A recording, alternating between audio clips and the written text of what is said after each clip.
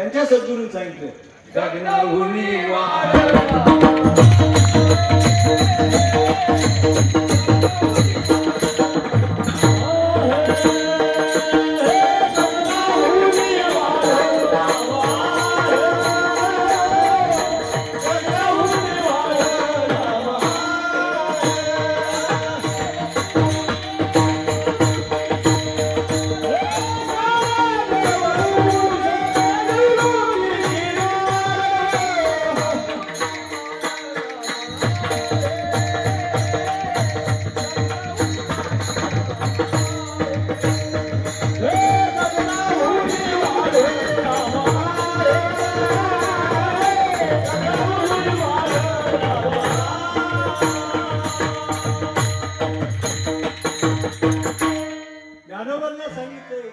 सगळ्यात जर मोठी वस्तू असेल तर ती कोण आहे त्या भगवंताचं नाम आहे मग मला एक सांगा त्या भगवंताच्या नामामध्ये जर सगळं ही पृथ्वी हे पंचमहाभूत जर सामावलेले तर आपण पुढे आपण ही पृथ्वी सोडून येत का याच्यातला जो वायू आहे तो सोडून आहे का आपण अग्नी सोडून आहे का नाही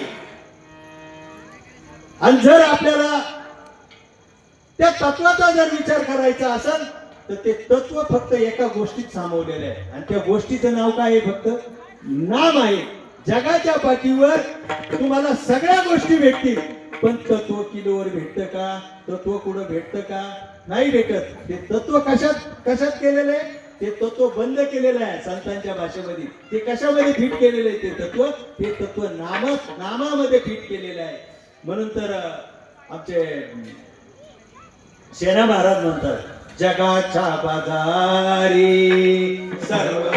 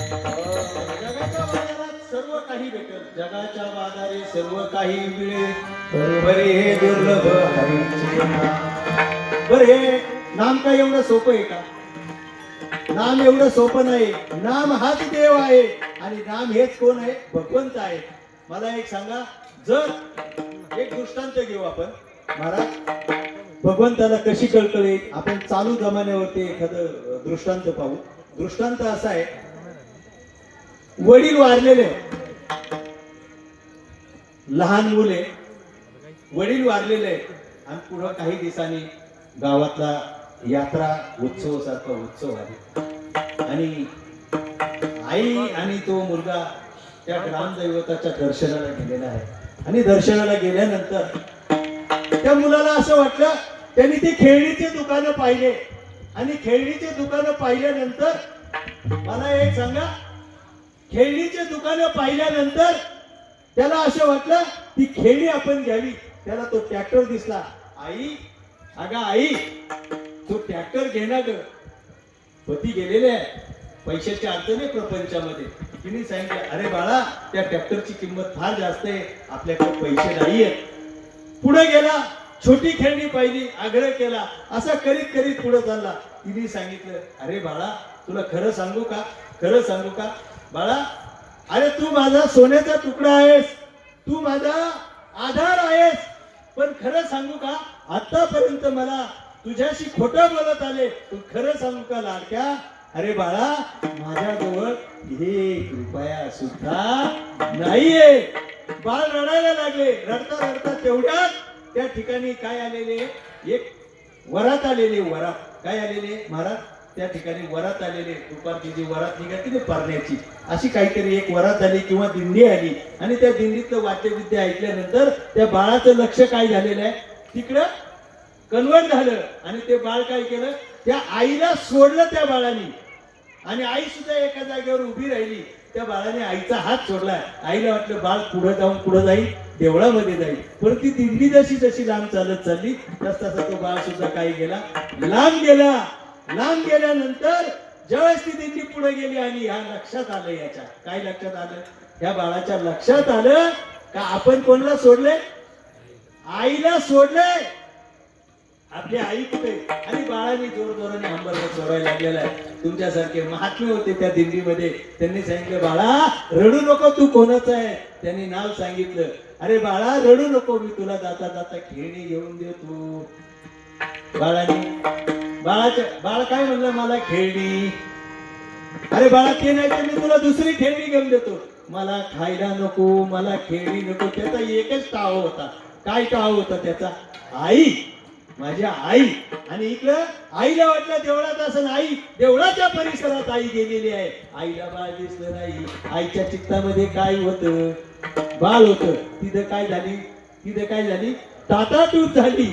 आणि ज्यावेळेस त्या आई आणि मुलाची ज्यावेळेस ते तुमच्यासारखे महाराज घेऊन आले, त्यांनी ज्यावेळेस एकमेकाला पाहिले ना, त्यावेळेस आईनी सुद्धा आंबरडा फुटला.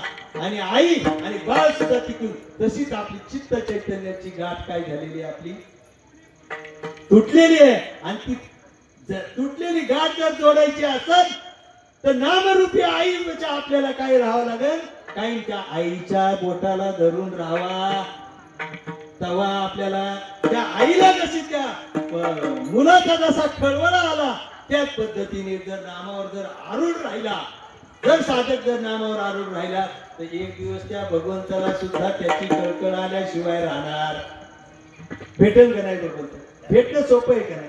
संतांच्या शब्दामध्ये, संतांच्या वाङ्मयामध्ये, संतांच्या अभंगामध्ये, गाथेमध्ये ह्या सर्व गोष्टी ह्या कशा करता येत्या, त्याच्यावर आपलं बारीक चिंतन नाही होत. वास्तविक पाहता काय नाही होत, चिंतन नाही होत. चिंतन जे व्हायला पाहिजे त्याच्या आतमध्ये काय लपलेलं आहे, पडद्याच्या मागे काय, संतांच्या शब्दामागे काय देव आहे.